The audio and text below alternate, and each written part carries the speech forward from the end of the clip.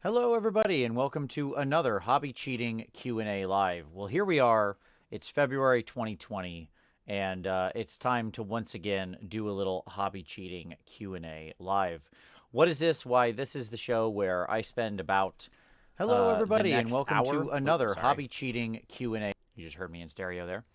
Uh, the So we're gonna sit down for about the next hour and we're going to answer all of your hobby related questions. I apologize, I forgot to mute myself there so I can see your questions. I had it up.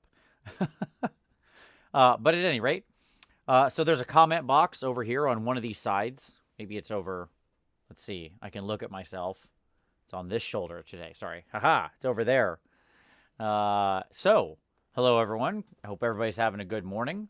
Kat in San Francisco, you're up early, I guess. 9 a.m. seems kind of early-ish on a Saturday, I suppose. It's a good day for sleeping in. And we're going to basically break down anything you want to ask hobby-wise, all of your questions. Just drop them over in that comments box. And we'll be here for about an hour-ish.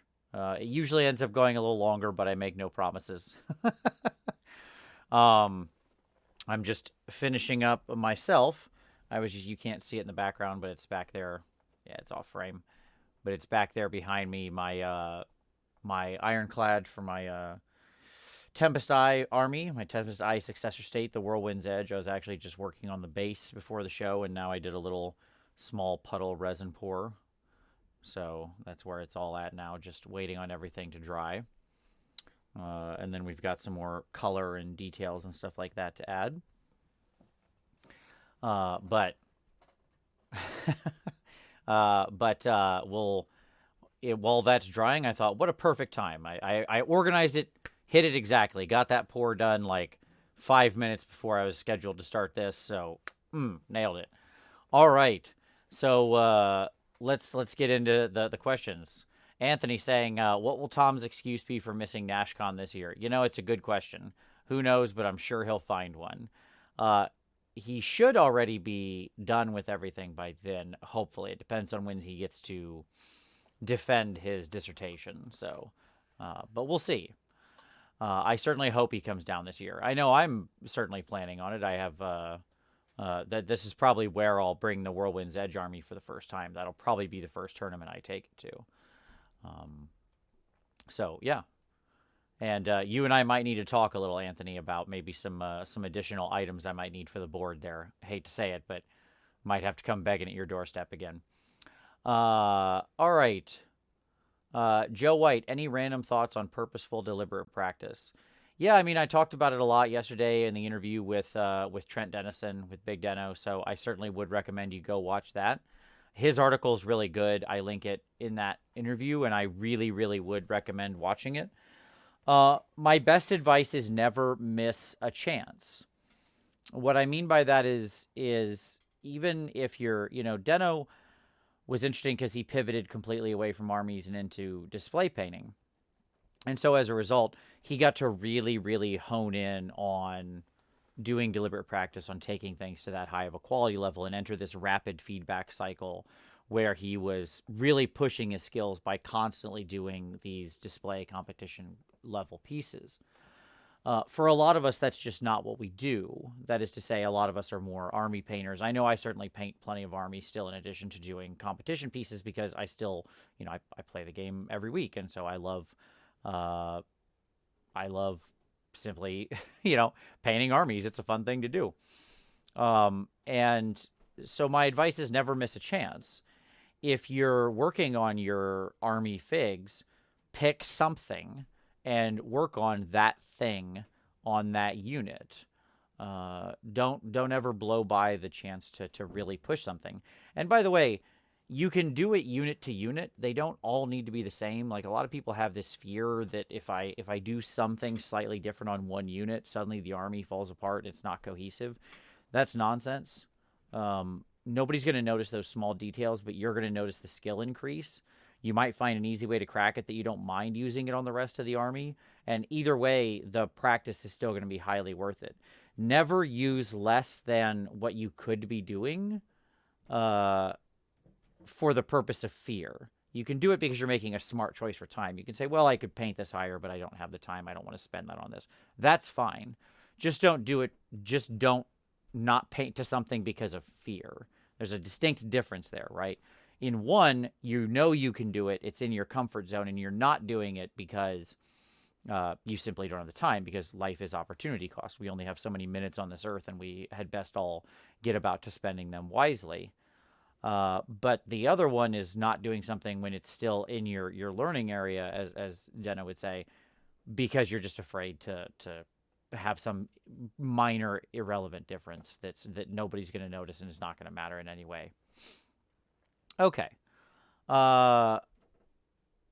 Martin, when do you ensure that the maroon on your Chaos Warriors is buttery smooth?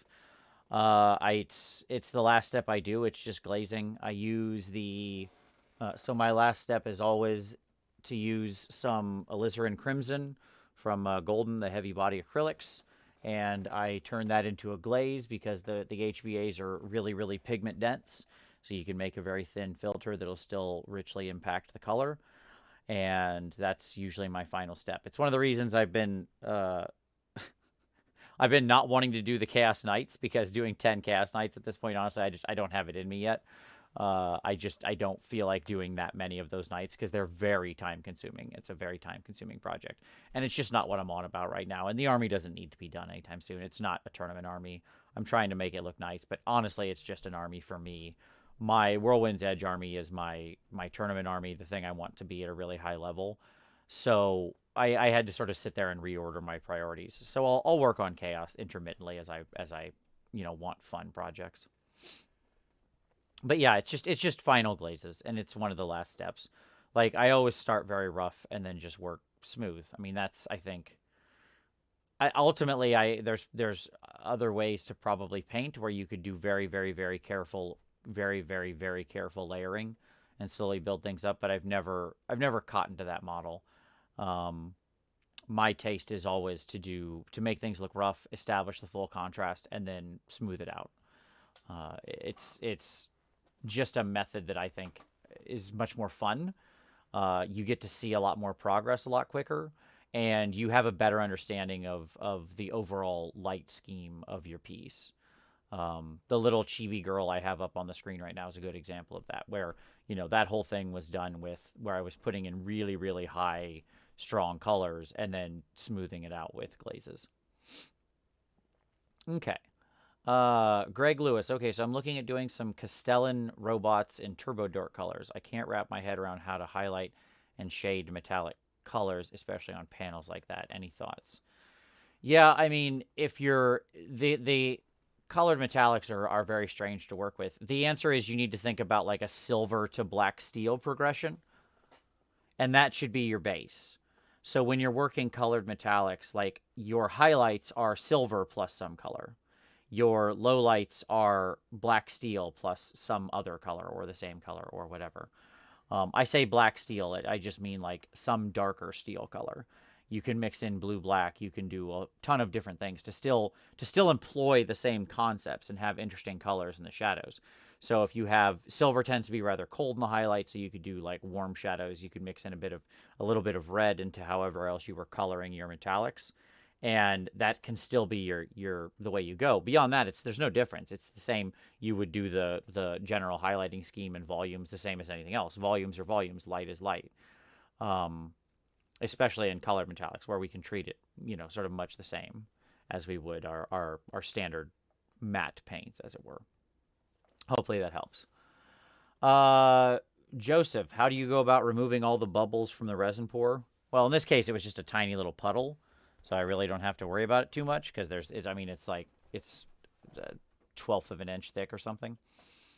If I'm doing a larger one, I use magic water for large resin pours.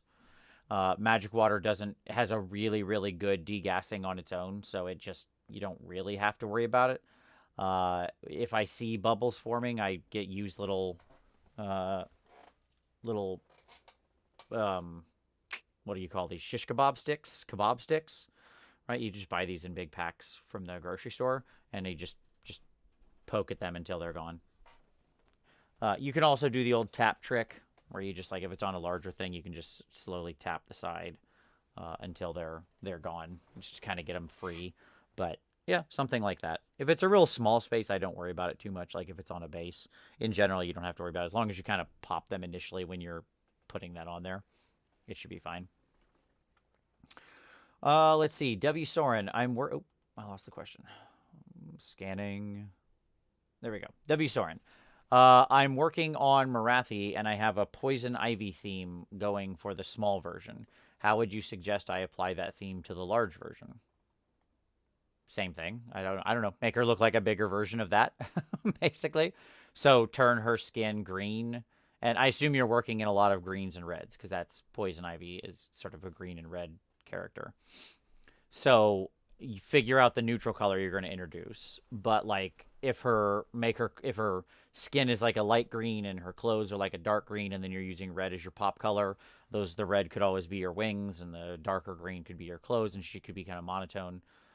The scales could be, you know, or you could make the clothes red and make her scales a dark green. That would also be an option. I'd have to think about how to attack it. I haven't looked at Poison Ivy super recently.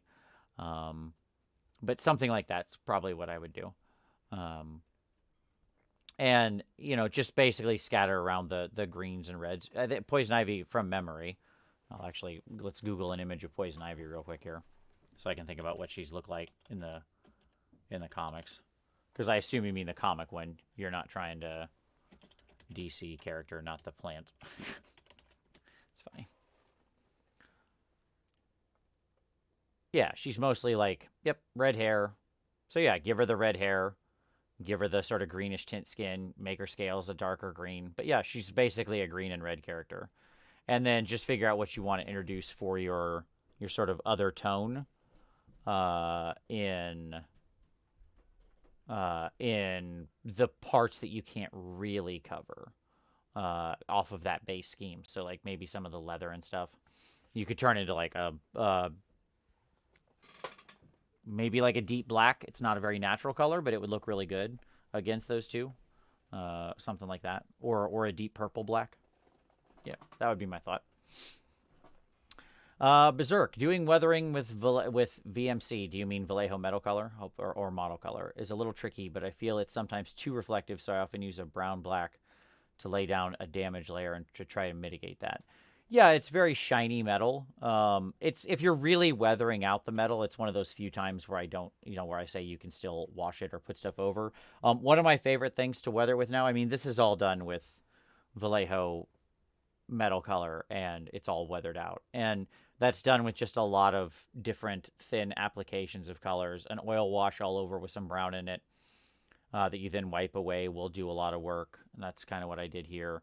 But there's still a shine to the parts that aren't weathered. It depends on how heavy you want your weathering to be. One thing that I quite like for it is Vallejo model color Smoke. This is just like a very, very transparent, interesting brown color that's really good for weathering. There's one called Smoke and there's one called Wood Grain.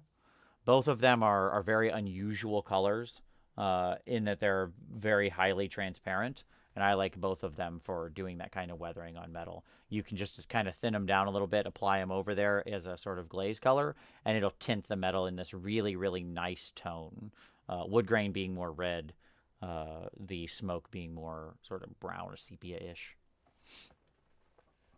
All right. Let's see. Dave, question. Why do you use AK Interactive matte varnish instead of Vallejo matte varnish? After a good shake and bake through the airbrush, Vallejo varnish does the job for, say, Warhammer 40k troops. Because AK Interactive, it's ultra matte varnish that I use, is just better. Like, it's just a better varnish. It's never... I've never had it fuzz ever. I have had the regular Vallejo matte varnish fuzz a few times. It's rare, but and the ultra matte varnish is just more matte. So it depends on what your aim is. Like I still use Vallejo satin varnish quite frequently in the middle of projects. I'll often in the middle of stuff when I want to really protect a layer in midstream and create a save point, I'll use satin varnish because it's much tougher. So I use Vallejo satin varnish there. But the reason I use ultra matte varnish is because I want it to be completely matte. And Vallejo matte varnish just isn't completely matte. It's not. It still has a shine to it. Ultra matte varnish is dead matte. It kills all shine. So it's just about what you're on. It's just, what are you on about? There's absolutely nothing wrong with Vallejo matte varnish. I don't find much of a use for it because I'm either using ultra matte or I'm using the satin. I kind of like those two ends. But there's nothing wrong with the matte varnish. If you want a slight satin sheen to your stuff, which by the way can sometimes be quite useful. So when I said it was better earlier, I meant for my purposes. Let me be very clear there to borrow a phrase from my weekly co-host. If you want a slight satin sheen to your stuff, which can often be very useful, especially on tabletop army models, then matte varnish can be a great choice. Sometimes when tabletop gaming models are completely matte, it can actually work against them. Just depends on what you're on about. Mirror Free. Hello, Vince. I know it's a little far away, but when do you think classes at Gen Con will be announced? They have, I don't remember the date for the events to go purchase them. I think it's in May. Here, I'll look and see. I mean, I've already submitted all my classes, so I will be teaching at Gen Con again, and it's, they've said the date of when they go. So let me look at the site here.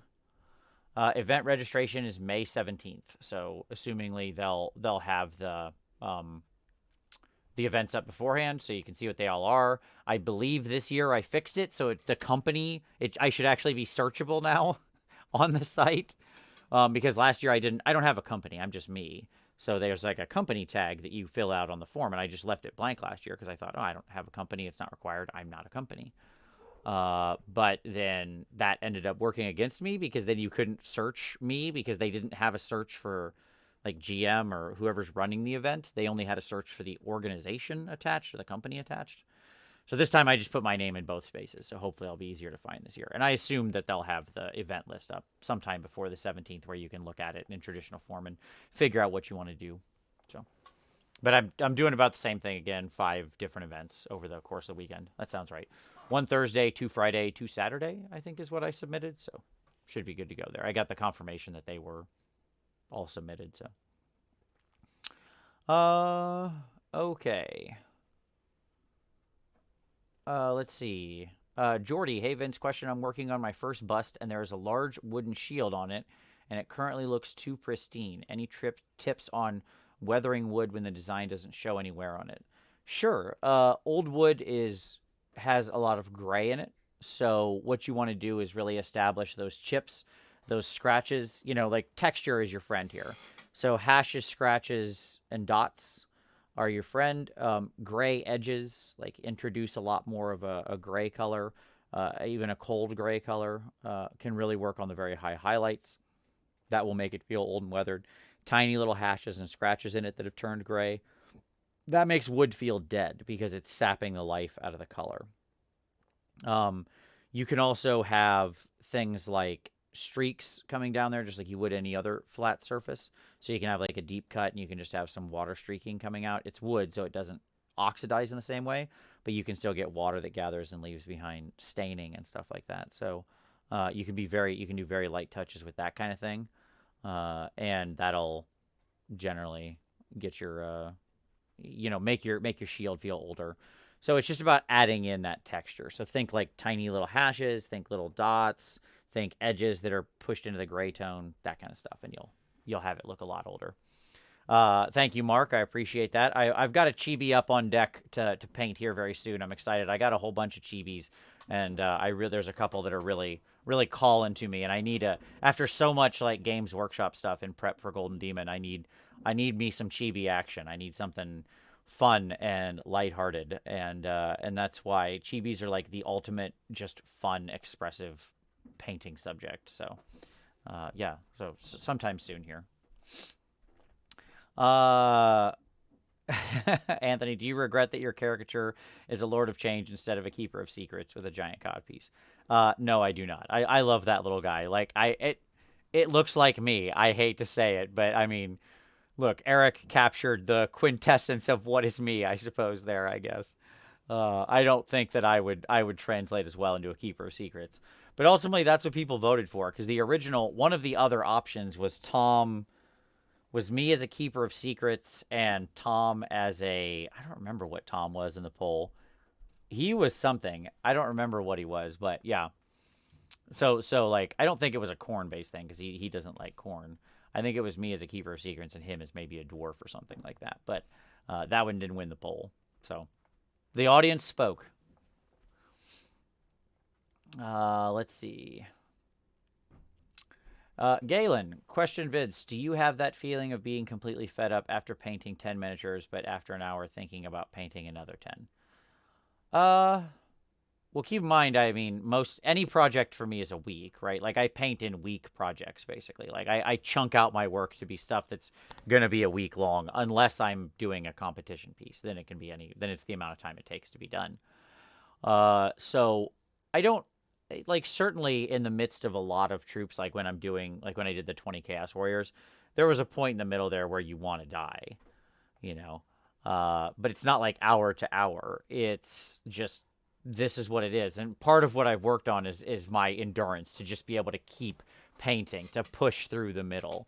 Part of being a competition painter is you have to have an incredible amount of just endurance to keep doing something you hate. That's true for being, I suppose, good at anything. If you want to be like a great runner or, you know, somebody in sports, you learn to like play through pain and run through the days you don't want to run and you don't want to train and stuff like that. I think it's the same thing, right? Now, that being said, usually when I'm done with a project like that, I feel great because it's wonderful to finish something like 20 Chaos Warriors and be like, yes, those are mine now forever, and I like how they came out. I'm happy. I'm not satisfied, but yay. And that's now that 400 points of an army that I now have for the rest of time. But I certainly don't want to jump right back into doing another 20 dudes like that. I'll get back around to the knights, but I need palette cleansers in between. It's just often so much less stressful for me to paint big monsters and big ships and single characters and stuff like that. That's why I always have, that's why I have so many of those types of things. And oftentimes I just don't have a lot of units. The only units I've really had a tremendous amount of fun painting in the past year-ish to a couple years has been Daemonettes. I don't know what it is about Daemonettes. I love their forms. I think they're really actually good minis. They have very expressive faces. I burnt through 70 Daemonettes and had a great time doing it. So who knows? I don't know. But yeah, I mean, the urge to paint is there. After each project, I go through a ritual. So when I finish a project, the first thing I do is clean my space. Get rid of the paper on the wet palette, clean up space. All the paints go from I have a working nail polish rack here on my desk that is the paints I'm currently working with. Those all go back on the shelf in their places around me where they all go. Everything goes back in its spot. Every brush gets cleaned. Paint water gets dumped. Desk gets dusted and wiped down. And then once my space is clean and reset, then the next project begins, right? So I find it to be a cathartic experience to go through that ritual. It's something you may want to think about. It's one of the reasons that I work like I do. It's just because it creates this series of habits, and when you're in a series of habits, it's much easier to keep to them. So there you go. Okay. Emily, happy Saturday. Any advice on how to remove molded details from a figure, like the raised hammer on a shield? Doing some converting, and I'm having a little trouble just sanding. Can't get it even. Great question, Emily. Yes. So we'll talk about how I remove that kind of stuff. Sure. So I use, to start, this. So I use this Dremel tool. It doesn't have an end in it right now, but obviously this is where we begin. You can get one of these pretty cheap. This is just like some little handheld thing. I think this cost me maybe 30 bucks off of Amazon or something. 30, 40 bucks. Worthwhile investment as I use it quite frequently. I start with the aggressive sanding tool and just buzz it off on high.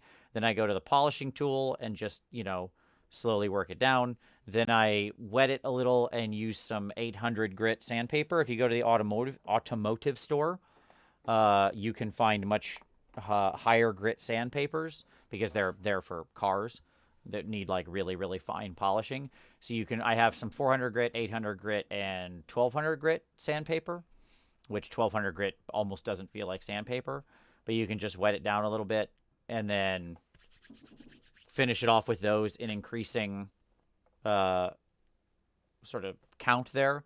and you'll get it smooth. You don't have to do all that. Like, that would be what I'd do if I was doing something super careful. If I'm just doing an army, I'd buzz it down with a Dremel and sand it with 400, maybe touch it with the 800 a little bit. And if it's not completely even, who cares?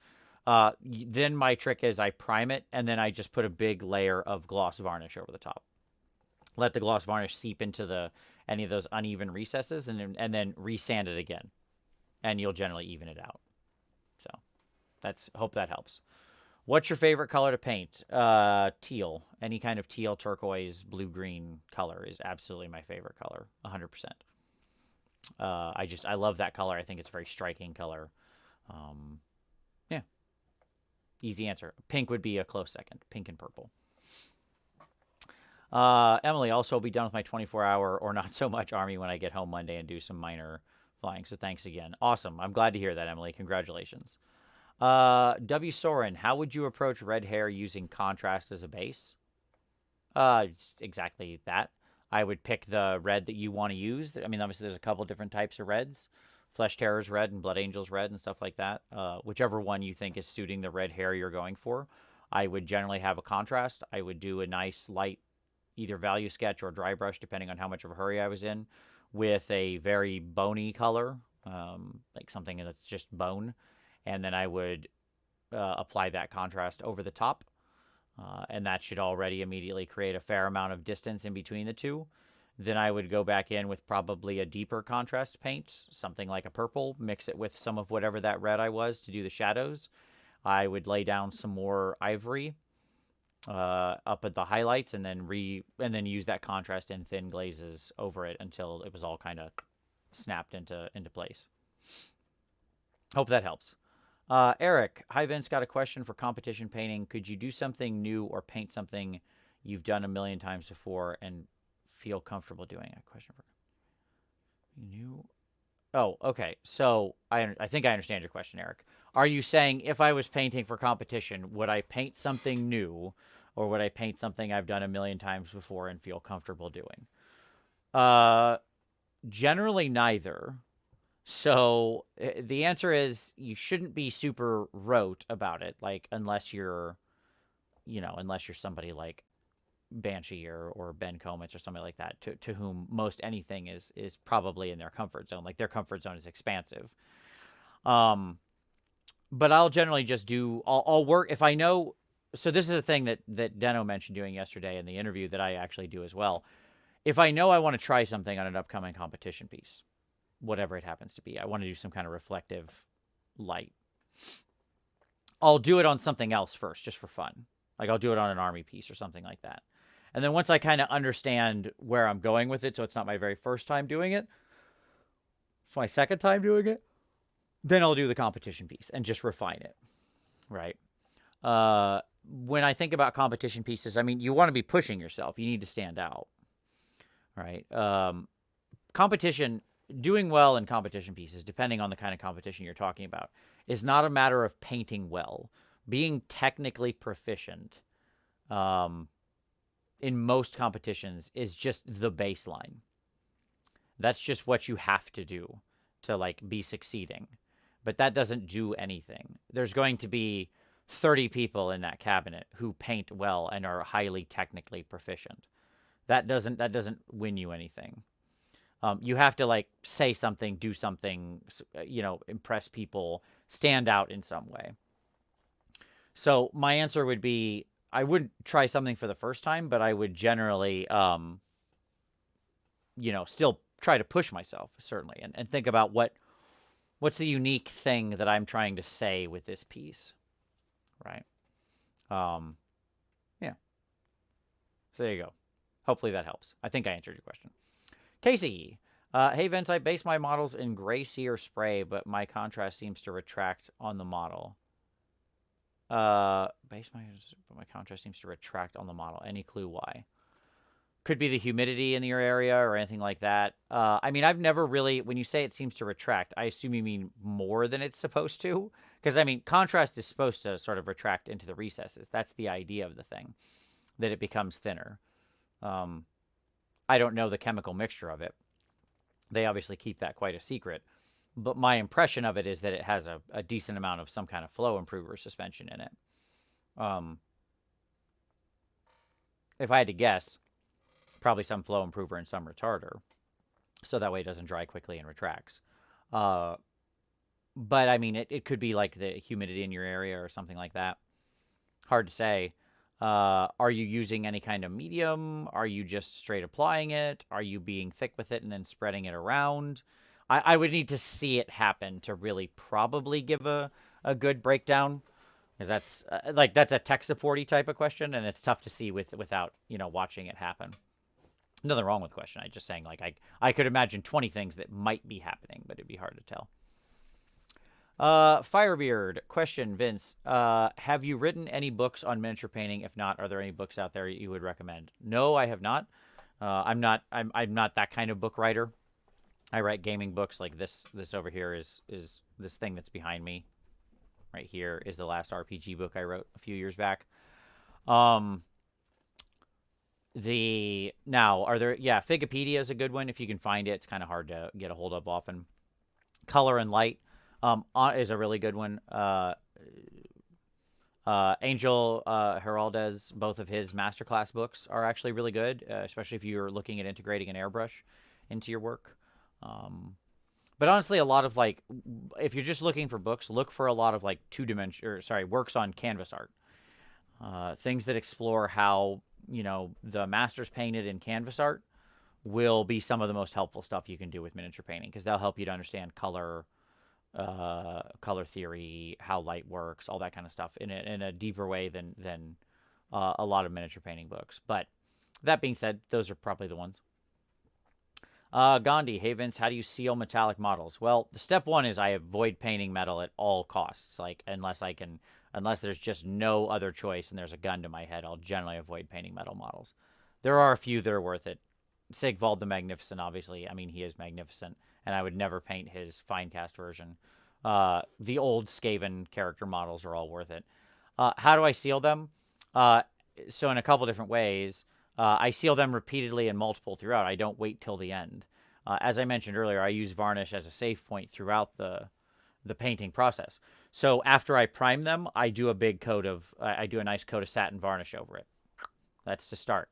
Then once I get my colors down, I'll probably do a satin varnish and then a matte varnish over the top, and then I'll do the metallics, and I generally won't seal them because at that point there's enough that they're going to be safe.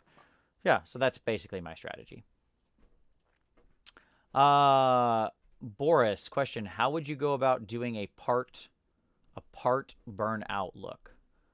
I don't know what you mean by that, Boris. Can you rephrase that question for me? Like what do you mean by part burnout? I'm not understanding what you're saying there. In what way? Give me some more info. Alex, any tips on how to paint frostbitten skin? You mean actually frostbitten, or somebody who's just really, really cold? Really, really cold skin gets very pale and very red in equal measures. So the color and brown drains out of the tones. It's true, by the way, across any kind of ethnicity. Just the skin becomes a more pale version of itself, and you get a big influx of pink.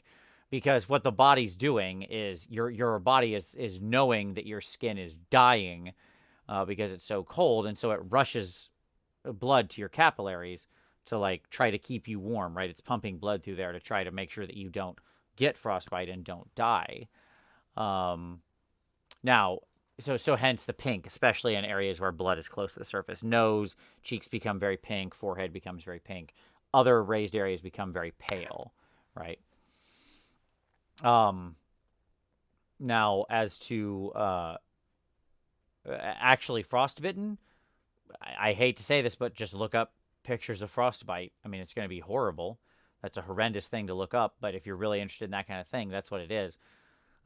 It's, infusions of a lot of purple into the skin, even black at points, at the very tips. You would start from areas that are going to go frostbite easily, toes, fingertips, things that are very, very exposed and don't have the proximity to the center of the body and your body heat.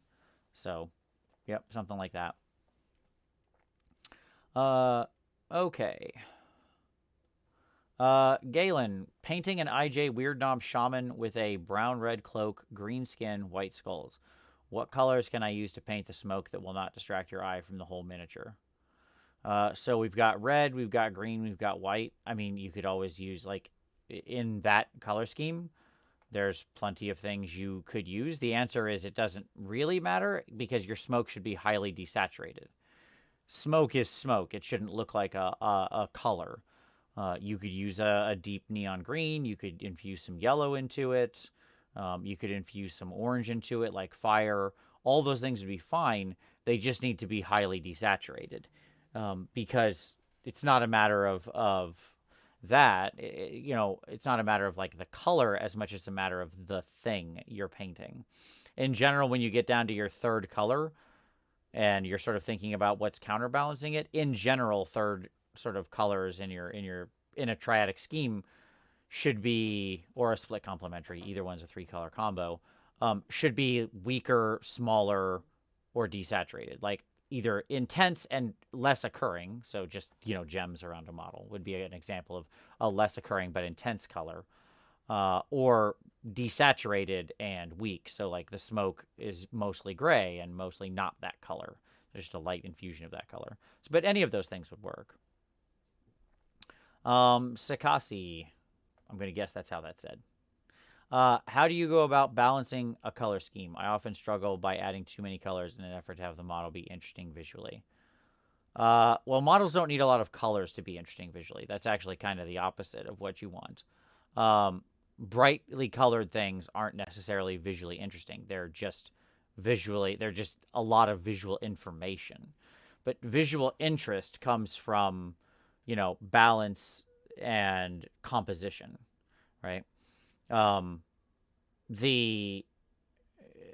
Like Sin City was a visually interesting and visually compelling movie.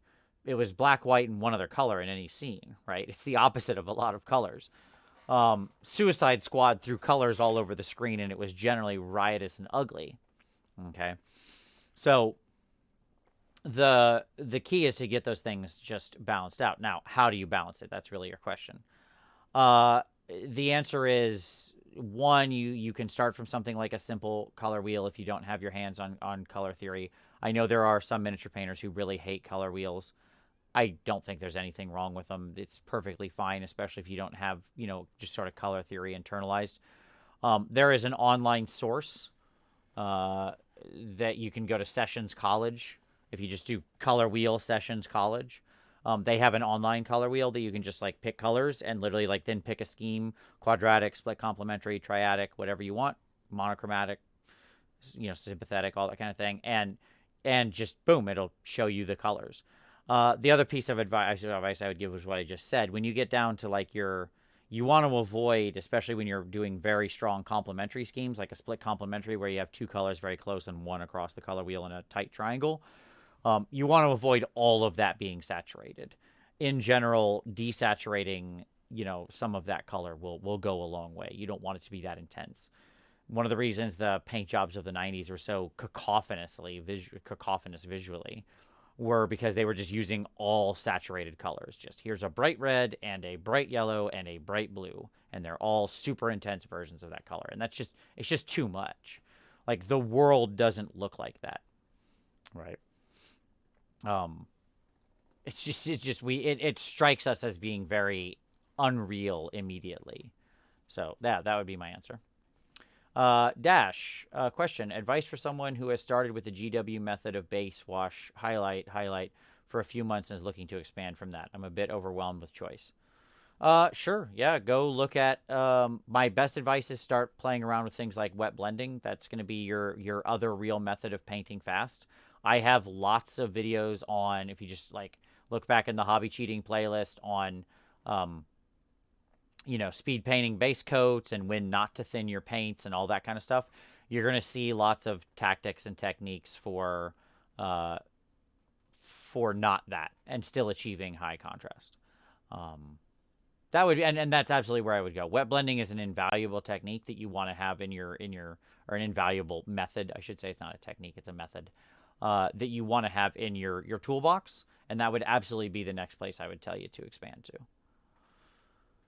All right. Let's see. Jimsu, hey Vince, Uh, I'm about to paint my new Awakened Wildwoods. What can I do to zenithal vertical creases in the bark with the airbrush so I can glaze quickly? Yeah, I mean, just do a standard. So let's talk about the nature of that tree. It's like this. Just because you're zenithing doesn't mean, like, I worry about that because people always get caught up in the fact that it's like black all over, gray, white, as though that's like all you can do. Light doesn't only exist at noon, right? Just tilt your color slightly. So do gray at a kind of even angle and do white at this side. So pick one side of the trees and kind of shoot around it at that angle. And then give them a good healthy dry brush of a bright white color. Put over some, you know, a contrast paint or Inktense wood or something like that, and job's a good one. Like, just because we say zenithal is shorthand, but what we're really meaning is grisé. We just don't want to walk around and say grisé all the time. This sort of French style of black, white, gray painting of creating your monotone value sketch. You don't have to have the white from above. In fact, I very rarely do my white directly from above. That's sort of the most boring angle. You almost always want to tilt it to like 1 or 2 o'clock, or 10 or 11 o'clock, depending on how you want to think about it. If you want to be left, you know, sort of camera left or camera right. And that's all you got to do. So just that and a little bit of dry brush. Like if you go back and watch the video I did on, oh gosh, it was way back in the early one, like how to paint sort of rich wood tones or sylvaneth tones. I don't remember exactly what it's called. It's in the 60s, I think sounds right. It's in the Hobby Cheating 60s. Go look for that one. You'll see exactly the method I'm talking about. It's just like repeated dry brushing and washing and glazing and stuff, and you can get incredible wood real fast. Let's see. Arcus, I always assumed your caricatures were just based on armies you guys were into at the time. No, we held a public vote, and that's the one that won. So yeah, that's where my caricature came from. And it was done by Stone Monk Gamer, by Eric, who runs one of the people behind the Mortal Realms and the Mortal Realms podcast. Mark, hi Vince, is the Iwata CN Neo a good beginner airbrush? I'm starting to learn to airbrush today after being in the hobby for 10 years. So excited. Well, that's awesome, man. It's great. And yeah, it's fine. I mean, you don't need to eat. It's probably even a little more expensive than you need, honestly. Most people I know who do a lot of airbrushing started on something like a Master G22 kit you order off Amazon, super cheap.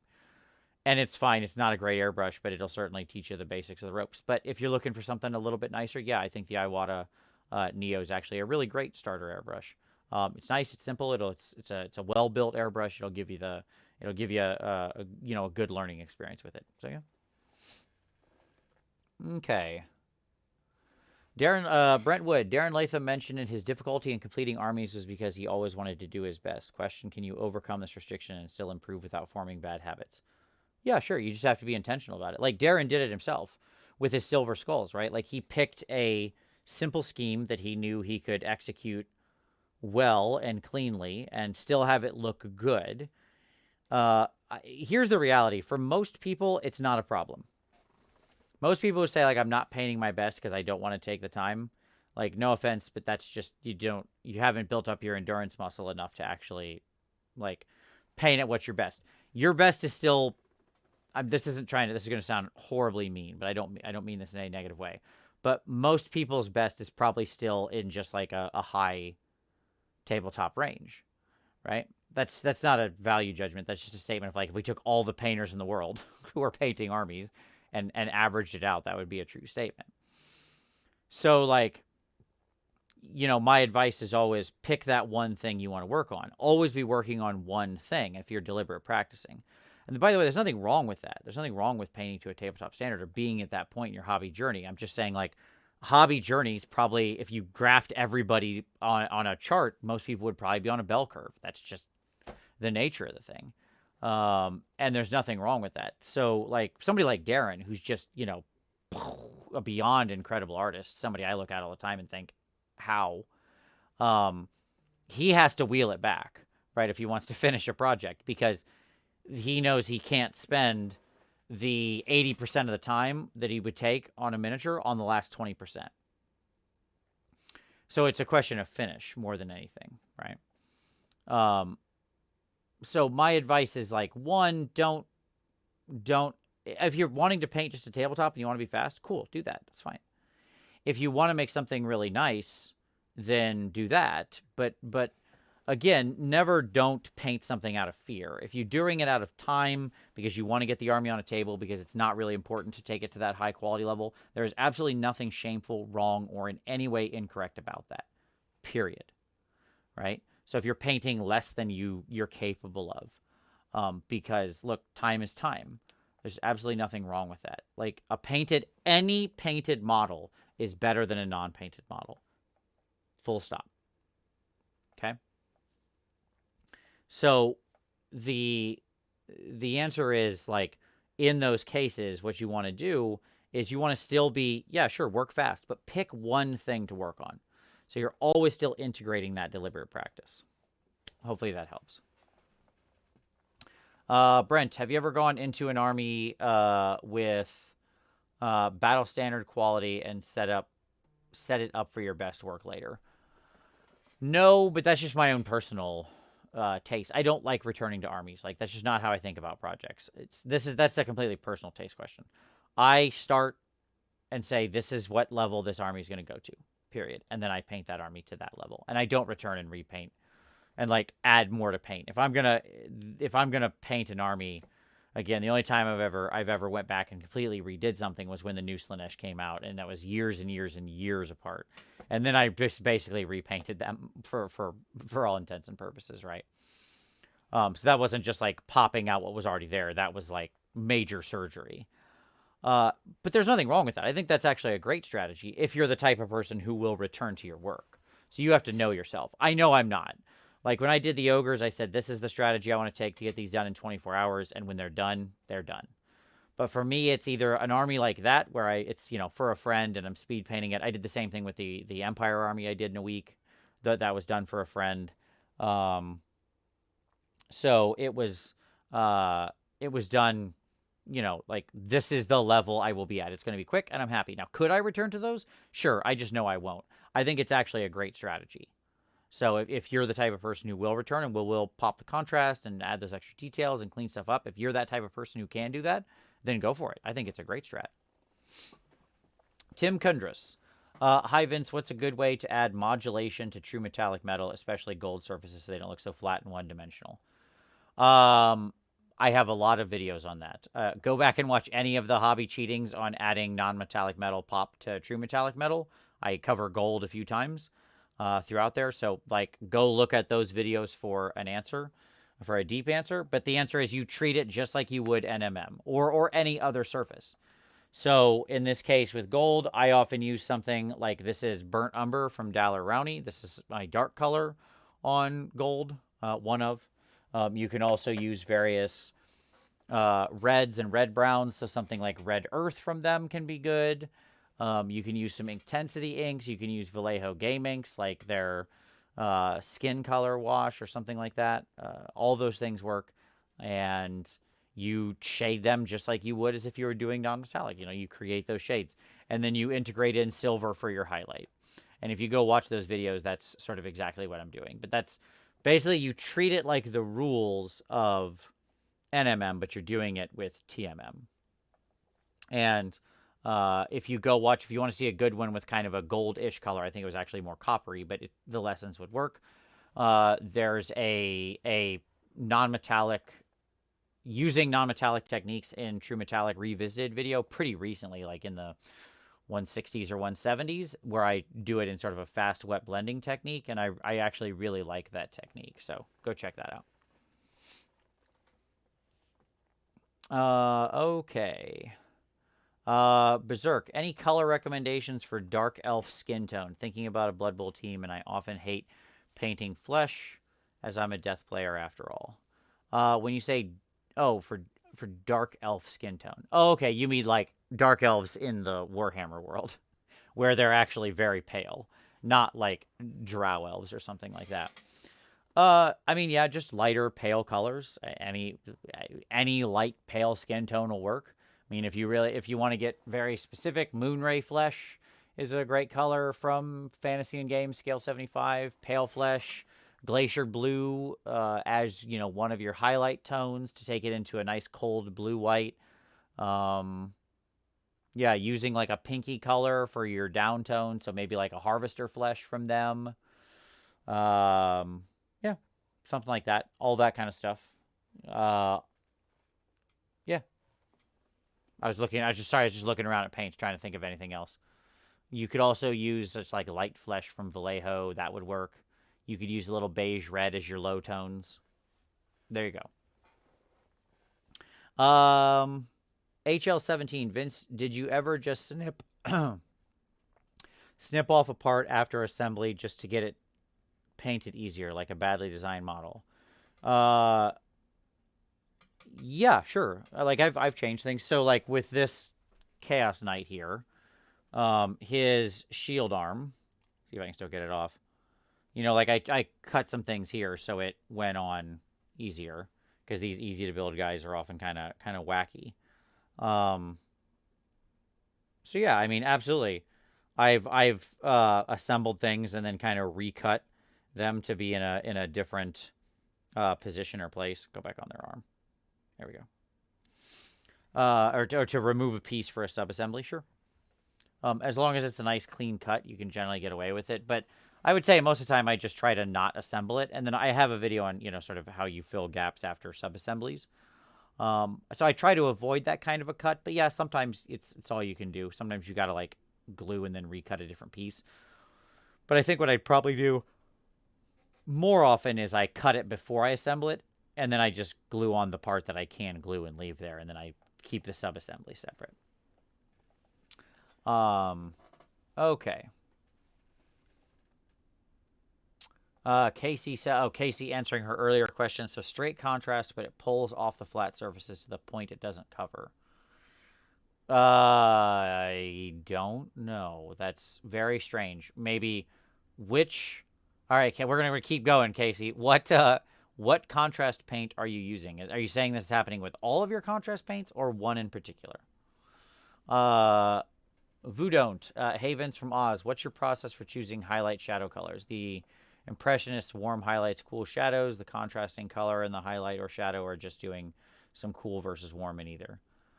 It's all over the shop. And when do I use each? When I feel like it is kind of honestly the question. Depends on the army. Like my like what I want for the impression. The Slaves to Darkness army, they have cold highlights and cold shadows. Right? So they're all cold. Because I just like that impression better. I liked what it was doing. The midtone being that kind of magenta and being sort of a naturally warm, ruddy tone. I liked actually pulling both of the extremes into cold and leaving the middle warm. The right answer is generally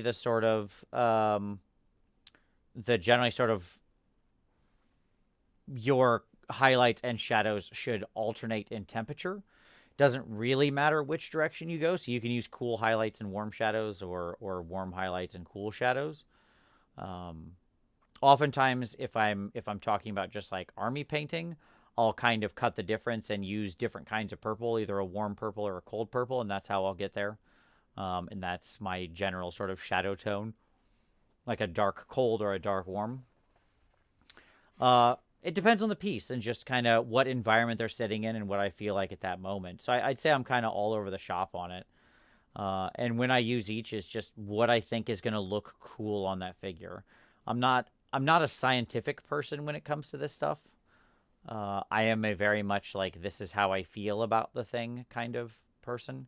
And so it's how I feel will look cool on that miniature. Using the contrasting or the complementary color. So, integrating green into red works better on some in miniature painting than others. Depends on what I'm on about. I will use that on occasion. The most commonly I use like the integration of the complementary is on reds and greens because it just works the best there. Miniature paints and the nature of the pigments we use make those the easiest ones to do that with. Like blue and orange don't work as much when you mix them together. They can be okay separately if you actually apply it that way. That's just a warm highlight, cool shadow skin tone. It's just orange and blue, right? So yeah, that's kind of how I go about it. Let's see. Manzak. Hey, what's up, buddy? I've been working on sub-assemblies for my Djinn, which uses the Celestant Prime swirls around the Djinn vortex. Any suggestions for planning ahead for painting the swirls? I mean, if they're in sub-assemblies, one thing I'll often do is I blue tack the thing together and then zenithal all that so I understand what's going on, like paint-wise. And then I'll take them back apart, and then I paint them there. Now, as to planning ahead, I mean, I plan the color scheme all at once and think about how it's going to work, how the pieces are going to interact. But doing that kind of value sketch first will usually help me establish the lighting, and then I take it back apart. So that's kind of my answer for you there. I hope that helped and what is what you were asking. All right, Boris. Okay. Oh, answering your earlier thing. Okay, like a part burnout tank or scenery piece of some of the original paintwork is there in places. Sure. Yeah. I mean, it's a lot of stippling is the shortest answer to your question. Some of it's intentional painting where you're like painting away scratches. If you want to paint something truly burnt, like it got hit by a hot shell, then it's a lot of scarring. I use like a little bit of black paint around the burnt area, and then I use black pigment around that, just stippled on with a big brush to show it burn out. If I'm trying to show it scratched and stuff like that, then you just a lot of stippling of the paint and the rust of brown either over the top, or you put the paint over the brown and stipple, and then you make some clear edges where it chipped and scratches in and stuff like that. Hopefully that helps, and that's what you were asking. Valendar, note anyone in here, do not look up photos of frostbite unless you have a very strong stomach. Yeah, exactly. It's terrible. Like, that is horrific to look up. But, I mean, real life is often the best reference, unfortunately. Kevin Shelley, hey Vince, any thoughts on painting a lightsaber with a glowing effect? Yes, you want to create a, I mean, the glow is just standard OSL glow. Just cast the light on other things. I have a video about that. The formulation of the lightsaber itself,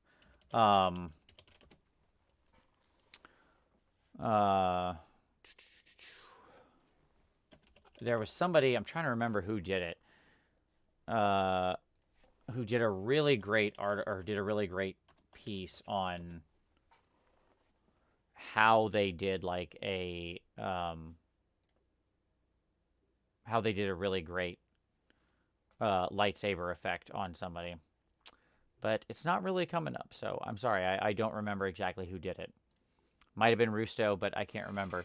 At any rate, the answer is the color of it needs to be established as this sort of beam, and then it should get brighter, and there should be a line of fairly bright down the middle of it with multiple points where it's sort of branching out into a wider interference pattern. So the best way I can describe this is think about a line of white, right? And then at certain points, it kind of goes bzoop, bzoop. That's what you want. Through the center of the beam, you want this thin line of near white. And then at a couple points, it like, or in the center of the beam, you could do it as just one. It kind of expands and gets wider. So it looks like there's this hot point in the center. And that's kind of the best way I've seen to do it. And then other than that, it's just, you know, casting an OSL glow around things. Hopefully that helps. If you go on to putty and paint, in fact, let me see if I can do that. Hold on. Putty and paint.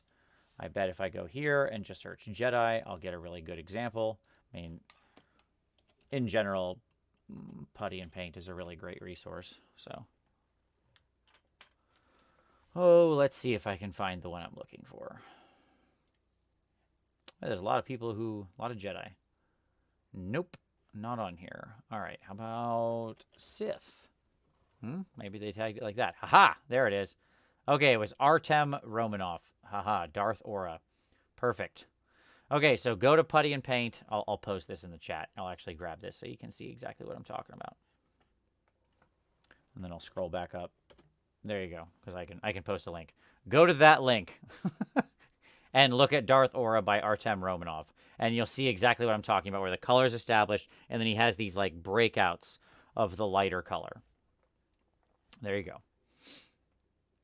All right, Jordy Davis, thanks to Shield Advice, I recently bought some hematite bead agitators for my scale 75 paints. They are 4mm beads and seem to float. What do you use as agitators for heavy acrylic paint? I cut up old pewter miniatures, and I drop those chunks into the paint. That's what I do. That's the use for metal models. So if you've got some old metal models that just don't have any value, or you're never going to paint them, I cut them up with big, big cutters. Not my nice clippers or nippers, but like big, cutting shears for heavy gauge wire, and then I drop those pieces in there. Bethany, awesome. Glad that advice worked on the candy coats. That's great to hear. Trung, with the upcoming Seraphon update, can you please recommend some tips for painting them? Yes, I'm going to do a couple Seraphon videos when they come out. I've got that in the works. They'll, like, I don't know when they're coming out, but like around that time-ish. So it's not like I time my videos to releases. I'm not that clever, but I'll do some in there. I have a couple, I have some lizard men that a buddy has, so I'll be doing some of that. But the shortest answer is watch the unusual zenithal highlighting video I have, maybe like 175 or somewhere in there, where it's like understanding how to zenithal unusually shaped creatures or creatures with lighter bellies. Watch that. A lot of back and forth dry brushing and glazing is a key, because you want all those scales and stuff to be really popped out. But I'll do a video on them for sure.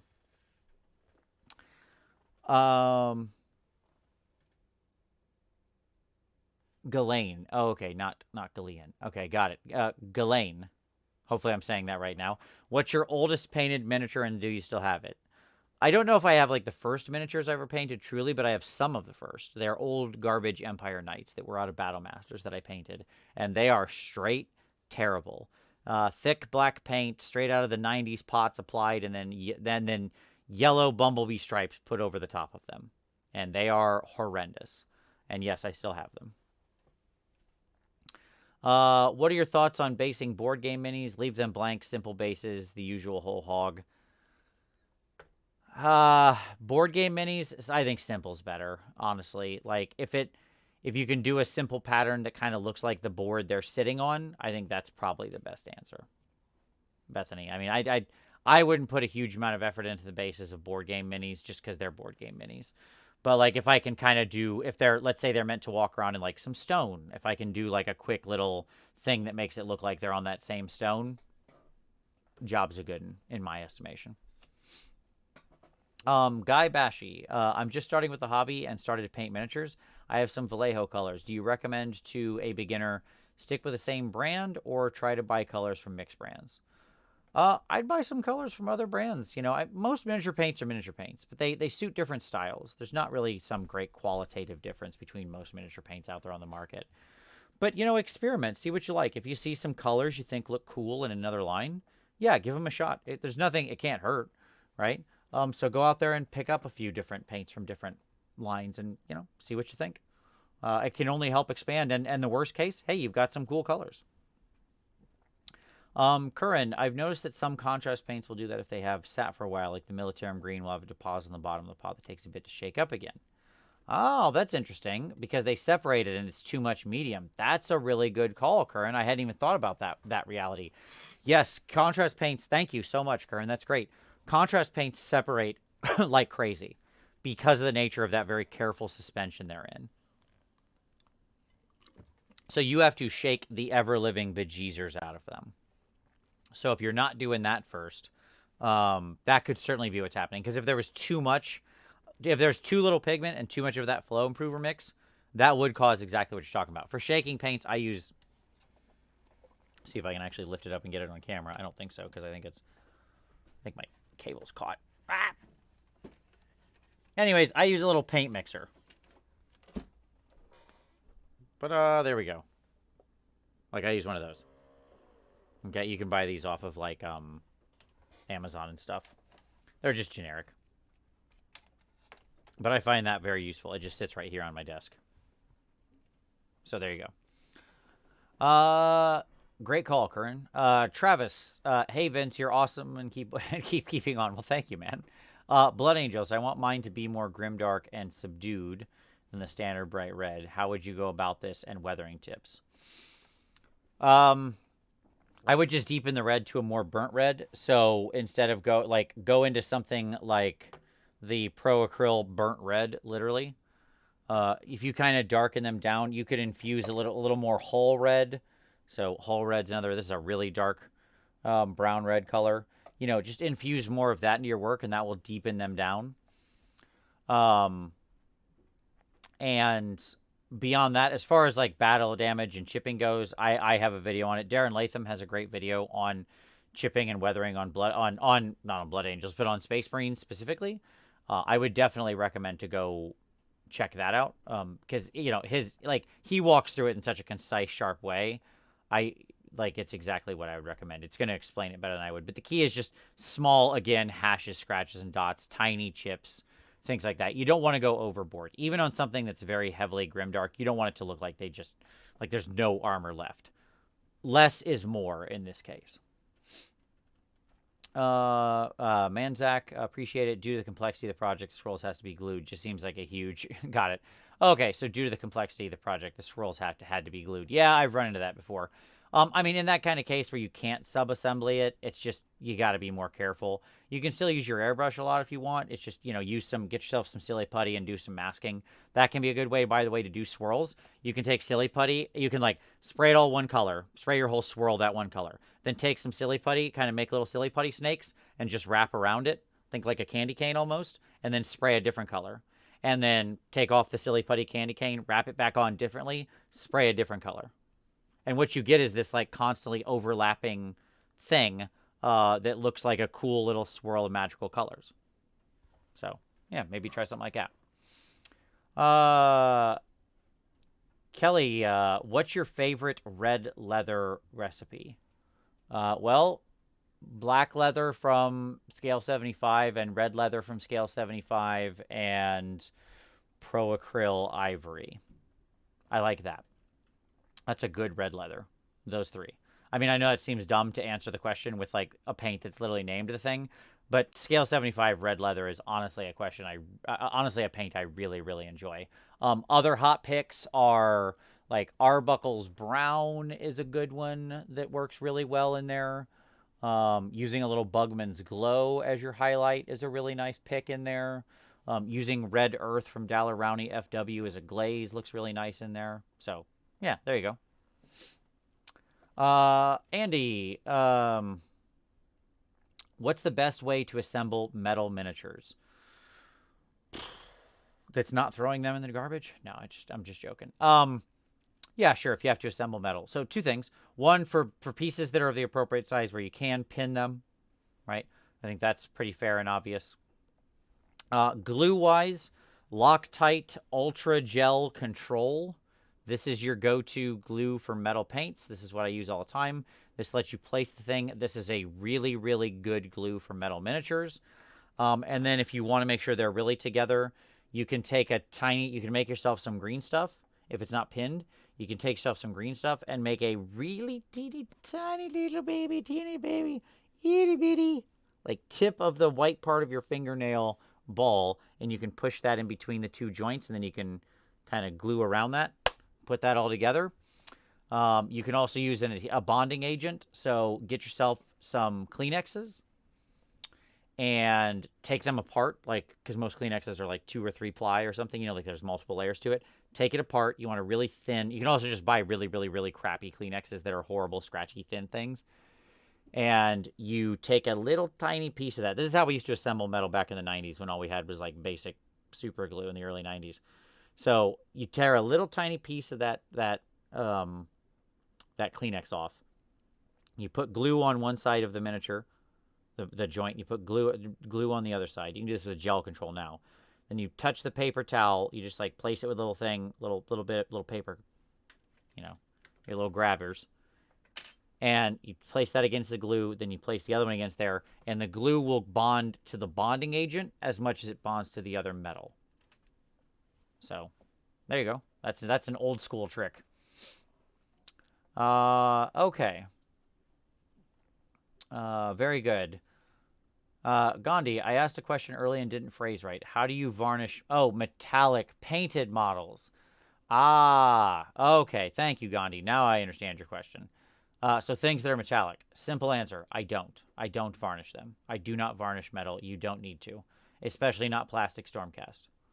If you're using something like Vallejo metal color, most metal paints are pretty tough. Aluminum-based metal paints are tough. Use good metal paints like Vallejo metal color is obviously your best. If you're not going to do that, then at least use something like Scale 75. Both of those have good pigments. They're dense, they're tough, they're actually metal. They're legitimately metal. They're aluminum. They will be fine. I don't varnish metal, and don't transport your figures in foam. Transport them in a magnet-based rack, so they're not touching anything, and you should be fine. But I've never had issues with metal stuff scratching off. It's a very tough paint. So there you go. That's my answer. Do not varnish metal. Manzak, do you have a preference between Vallejo metal color and Vallejo liquid metals? Yeah, metal color. It's just easier. Like, the liquid metals are fine, but my God, do they die fast. They're so hard to actually use because they evaporate, they get chunky, they separate. I mean, don't get me wrong, they are slightly shinier, but that alcohol-based paint, it is a real challenge to work with. It's a real challenge. In the end, I've come completely over to Vallejo metal color because it's almost as shiny, and it's just so much easier. Now I am going to play around with the what is it, AK Interactive Extreme Metals, which are enamel-based that get highly reviewed that I'm interested to give a try. But they're very, very, very, very, very, very different. So, more to report on that, I'm sure, in the future. Let's see. Fib Ghibli, have you thought about a series where you paint in other painter styles? I'd love to see you attempt a James Waffle style. Well, James is a huge influence on how I paint, period. Like, his style is certainly part of the Pigden style that is my own. Because I often do just like sketch out colors in the way he does and then refine. He's much more colorful, I think, than I am. He's great at integrating all sorts of colors. I don't know if I do it as a series, but it is an interesting challenge, especially for people who have like really, really distinct styles. People like Kaha or Flame On or James, people whose styles are just like so immediately recognizable. I don't know. It'd be something to think about. I do like challenging myself every so often and trying to paint more like how that person paints. Yeah. I'll think about it. Matt, hey Vince, I know it's come up before, but do you have any standout recommendations for painting black marble, in particular color recommendations for the veining to be less boring than just white? Yeah, I mean, black marble, grays, you use colored versions of grays and whites. That's the answer. So instead of just using like a mid-tone gray and a mid-tone white, use something like, scale Arctic blue. That's right in front of me, right? So that's a gray blue. Just integrate colors into there. Get some green grays and some blue whites, and that will be really interesting. And if you can't find a paint that's that color, which is fine, just mix the two together and then go that direction. Something like Maggot White is a green white from Reaper. Duck Eggs Green from Vallejo Model Air. Cement Gray is a pretty green gray from Vallejo Model Air. Just stuff like that. Make them colored versions of the thing instead of just the gray and white, and I think you'll have a more interesting marble in your hand. That would be my basic suggestion. Mikey R. Hey, Vince, I'm trying to airbrush dark gold metallic. Okay. I've tried so many brands, but you won't be surprised that the recipe I've settled on is mostly Vallejo metal color. I mean, yeah. Do you think metallics are very personal? It seems they all are compromised between sheen and glitter. I think Vallejo metal color is the only non-personal paint because it is simply the best acrylic metal paint around on the market right now. And it has a high sheen and goes on well. Now, when it comes to like making that look dark, like you're trying to achieve a particular effect. You don't just want like a normal gold. I just mix in inks. That's always my answer. I just use those paints as a base and mix in inks instead of trying to get the sort of base tone. Admittedly, I wish to high heaven that they had a bigger range of golds and coppers like they do for their steel. Like, I wish there was a Viking gold and a necrotic gold like Scale 75 has equivalent in that range. I don't know why they don't, because those are really nice tones. But that's just the effect isn't as good with them, though they're okay. Don't. I know you've said personally you aren't much of a fan of the Grimdark style, but do you have some tips on other artists who do it quite deliberately and intentionally and not just messily? Yeah, sure. Like Marco. I can't think of his last name. Fusion. I subbed to his channel. He's a great channel. Uh, let me pull him up here. Marco Friesen. I want to talk to the guy sometime. I really need to reach out to him. I love his attitude. I love the way he paints. It's great. But Marco Frizzoni, NJM. Not just Mecha is the name of is his thing. But yeah, Marco Frisoni. He has a lot of like Grimdark-ish types of videos. I really like his style. His videos are well produced. He's a nice guy. Seems like a really great painter with a really awesome attitude about painting. So yeah, like he's another one I'd recommend. Let's see. Travis, thanks for the tips on red colors. Follow-up, should I bother undershading green to make them more unique? Idea from your video. What style bases do you like with red marines?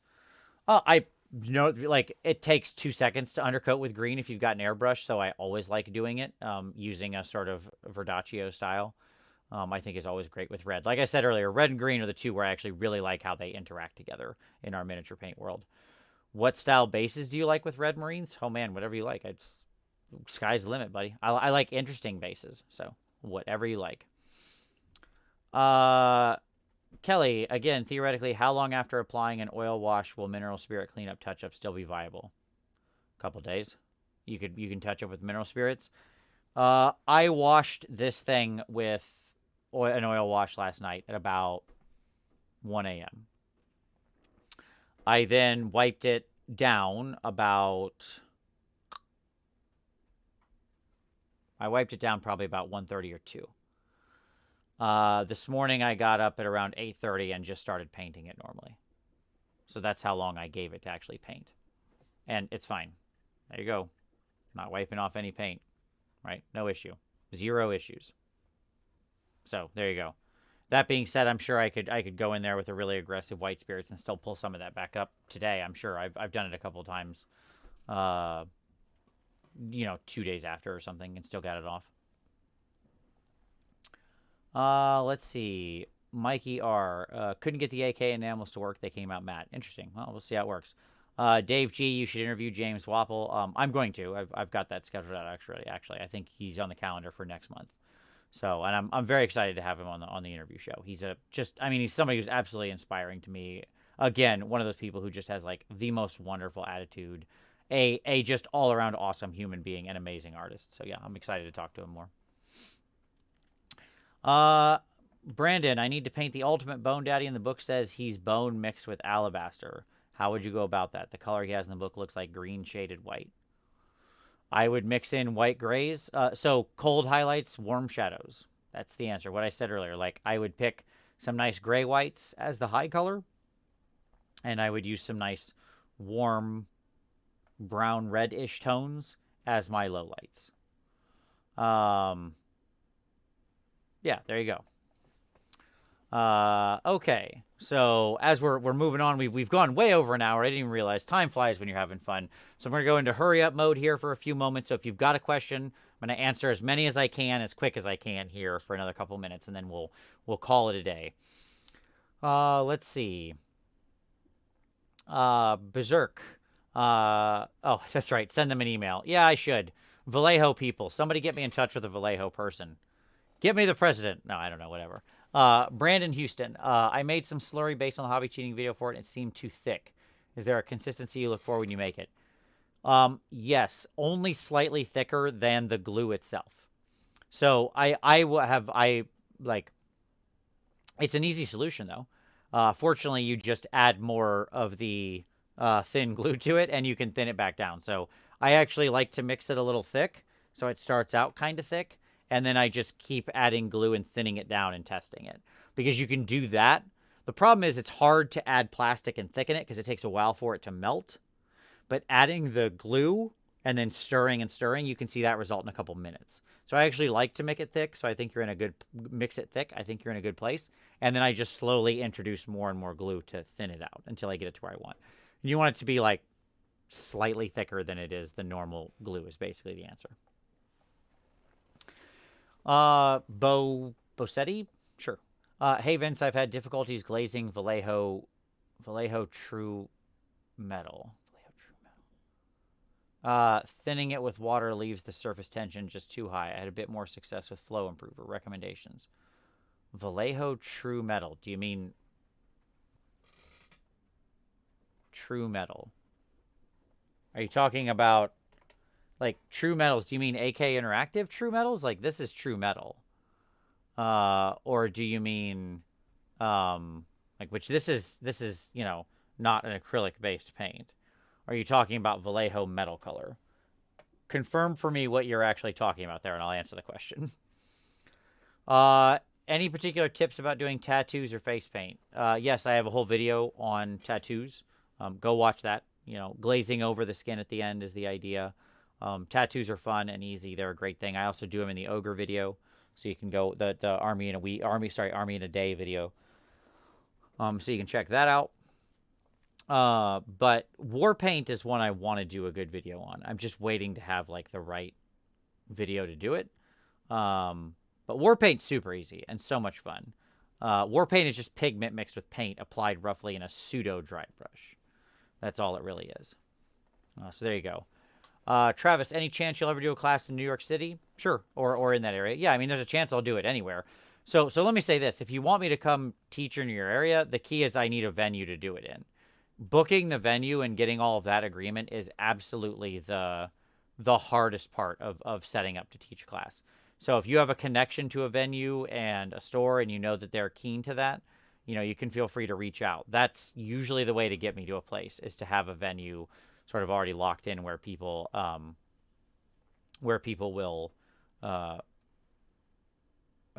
you know, are already on board, and I don't have to like chase down trying to figure out where the heck I'm you know, we could go. But yeah, I'd love to come to New York and teach. Sure. Okay, Andy, recently started miniature painting. How do you keep going with a project? I painted 2 miniatures thus far, and I was so exhausted while I painted my second miniature, 45 hours total. Well, if you're doing 45 hours on like your second miniature, you're off to a good start. That's a huge amount of endurance that most people don't develop for years. The answer is you need to work on the speed muscle. Because if you're just starting, chances are, Andy, not knowing anything about you, what you're trying to do is like really, really achieve a very high level of quality and trying to get it perfect. And your basic like brush control and paint dilution and all those kind of things that make you understand just aren't quite there yet, right? So work on refining those fundamentals, and you'll find you get faster. Set yourself a challenge. Do as much as you can do in 2 hours. Paint faster, use a bigger brush, you know, those kinds of things. But don't make it so don't set the bar, especially when you're starting out, that every miniature has to be perfect, because they're not. They're not. They're a long way from it. That's not an insult. That's just people don't paint. There are 0 perfect miniatures in the world by any painter of any level. So it's not achievable. So don't set that as your goal. And you know, do some speed tests yourself. Work on that kind of thing. And then you'll get those kind of fundamentals down, and you'll find you're able to achieve the same thing a lot faster. But let me say this. If you're already going for that long, I mean, you have the endurance to do this, man. That is incredibly impressive. So, you know, now it's just a matter of just building up the fundamentals. Voodoo, last question. Wanting to do 40k Dark Angels Deathwing. Often they seem to yellow or brown in their bone color. Tips of transitioning from bone white into a soft brown into dark grays in the shadows. Be very light touch with the brown, because otherwise it'll just make it look dirty. I hate that brown inclusion, honestly. Yes, stay mostly in bone or something like a Vallejo model color light brown. That's my best answer. But Chetty, Vallejo metal color, yes, just literally woke up. Yeah, no problem. Yeah, sure, Flow 8 is great. You can that'll work. You honestly, with them, the key is if you're going to glaze over it, you need a good established version of the color. And as much as glazing, you want to think more in terms of feathering, where I like them because I often feather with them, which means like I put a dab of it here and then wipe. If you've watched me paint, then I wipe the brush, and then I just, with a mostly clean brush, I drag the edge down. That's the best way I found to do that kind of glazing, as much as it is thinning them, is to feather them out. They feather like a dream. So that's my best advice. Brandon, have you ever, I haven't tried an oil wash yet. Have you ever had a case where the varnish job wasn't just perfect and the spirits pulled up the paint? Brandon, I'll let you in on a secret. I don't varnish before my oil washes. Shh. Don't tell. No. I have I ever pulled up paint? Maybe once or something. It's happened. But who cares? You just let it dry and then fix it. The answer is you don't, when you're applying an oil wash, you're not applying an oil wash like this. This is how you pull up paint. This kind of intensity. You apply an oil wash like this. You touch. There's no surface tension in the oil, in the white spirits, in the linseed oil. So you just touch and it flows out. And then maybe so often you just kind of go like that. A little light touch. Just kind of push it in there. Push it in. Push it in. Push it in. Super light touch. You just got to touch. Just touch, touch, touch. Just touch, touch, touch. Like you're, you know. And you won't pull paint. And you just let it dry. Let's see.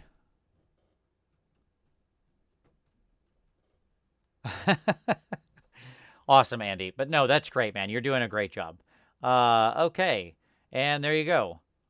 DVL, how do Sergio Calvo non-metallic metal? Oh, you'd have to ask him. That is his non-metallic is a really great process, and he does effectively he does a layering and airbrush smoothing technique. So it's his Cafe bases thing. It's a bit complicated to explain in a lightning round answer, but he does have some video explanations out there on the world on how to do it. He also has a Patreon. I mean, my advice would be go out there and check it out. He keeps he also teaches a lot. If you get a chance to take one of his classes, I would highly recommend it. He's got a class coming up in April down in Cincinnati, and I think he's doing one up in my hometown after that because I'm going to go help him out and kind of visit and stuff like that. So I'll go see him when he comes over. It's always good to catch up with Sergio. He's a really nice guy. All right, so there we go. That brings us to the end, folks. We went like 90 minutes, but hey, whatever. That's fine. Who doesn't love a bonus 30 minutes, right? So I hope I answered some good questions today. If you had more questions and they weren't answered, or you're watching this later on, drop those down in the comments. Please give this a like if you're still watching now. Please hit that little like button. YouTube rates that very highly, and if a bunch of you hit like right now, what happens is it goes and other people get recommended to watch this and then discover the channel and then can come here and ask their questions, and it lets me help out more folks, which I really, really appreciate. So thank you very much, everybody who watched. So hit that button. Obviously, subscribe if you're here already. I assume you already are. So thank you very much. These were great questions today. I'll give you a quick final one. Good white airbrush primer. Great question. I use Stynylrez white. I actually love this white. It's the only white primer I've ever found that is of any value. You still have to shake the living bejesus out of it. And yes, I do still thin it. And I use my standard thinner flow improver mix to do it. But Stynylrez white is actually a really good white primer. There you go. Bonus answer. So at any rate, everybody, thank you very much. I really appreciate it. As always, we do this once a month. I try to announce it on Twitter. Follow me there if you want to see when these are up. Or just hit that little bell icon, I guess, and you'll know. But thank you so much, everybody. Great questions. Really appreciate it. Keep asking those questions. Keep painting. And as always, we'll see you next time.